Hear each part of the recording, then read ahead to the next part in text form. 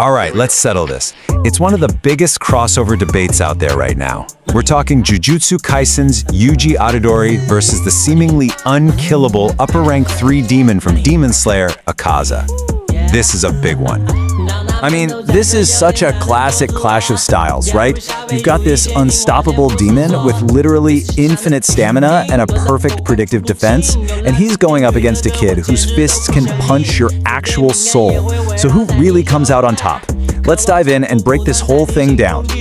Okay, first things first, let's get to the tail of the tape. We're going to do a stat-for-stat breakdown, putting Shibuya Arc Yuji against Akaza at its absolute peak and see how they really stack up.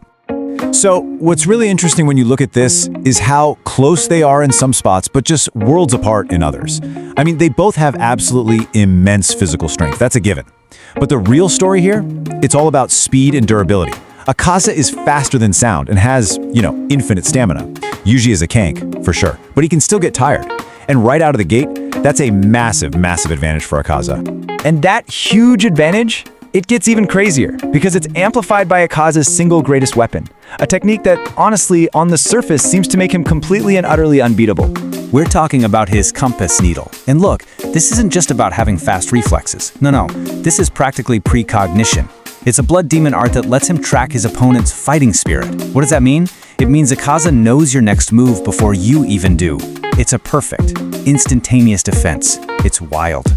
And this is exactly why it's so devastating for a fighter like Yuji. I mean, think about his whole style, right? It's all about raw speed, crazy unorthodox moves, and of course, the explosive power of Black Flash.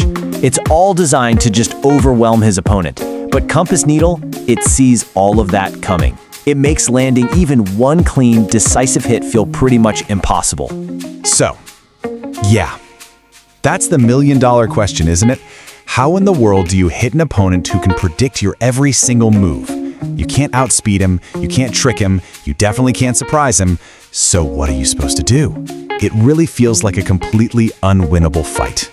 But, and this is a huge but, Yuji has this one very specific, almost hidden ability, and it just so happens to be the ultimate counter.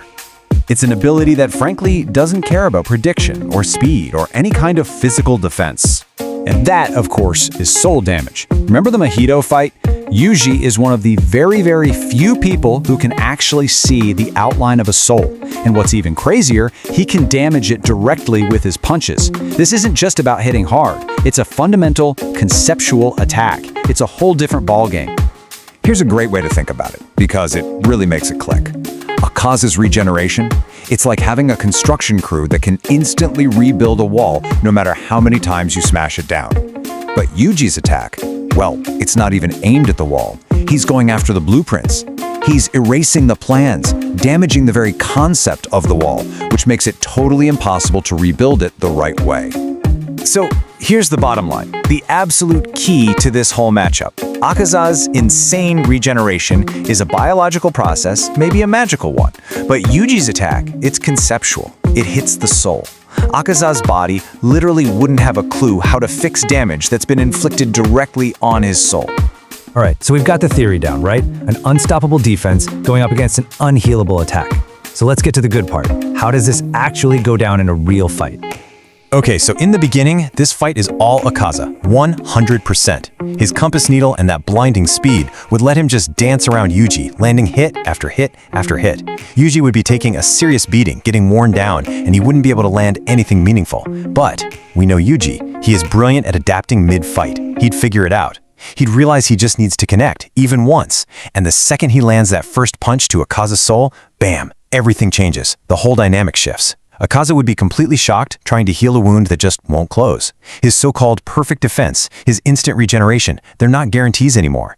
And that moment of confusion, that hesitation, that's all the opening Yuji needs to turn the tables and press his advantage. So after breaking all that down, where do we land? What's the final verdict here? And we can't forget the ultimate trump card in Yuji's arsenal, right?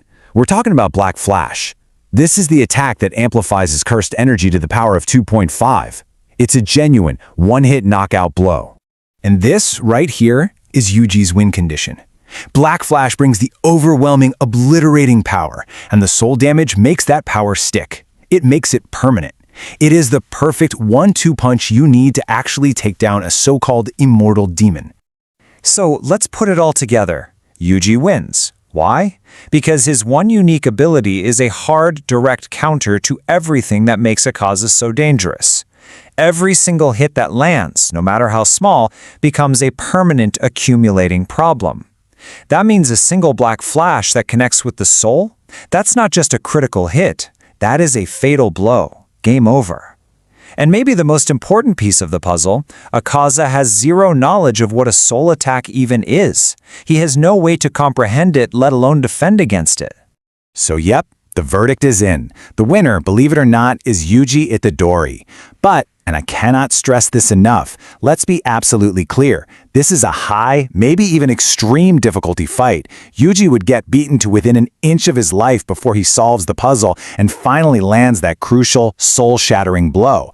This is anything but an easy win for him. And that really leaves us with one final thought, doesn't it? This entire epic battle comes down to a single, very specific counter ability. It really makes you wonder, what other huge anime matchups out there are decided not just by who hits the hardest, but by one fighter having that one perfect secret weapon that just completely dismantles the other? I'd love to hear what you think. Drop your ideas in the comments. Thanks for checking this out.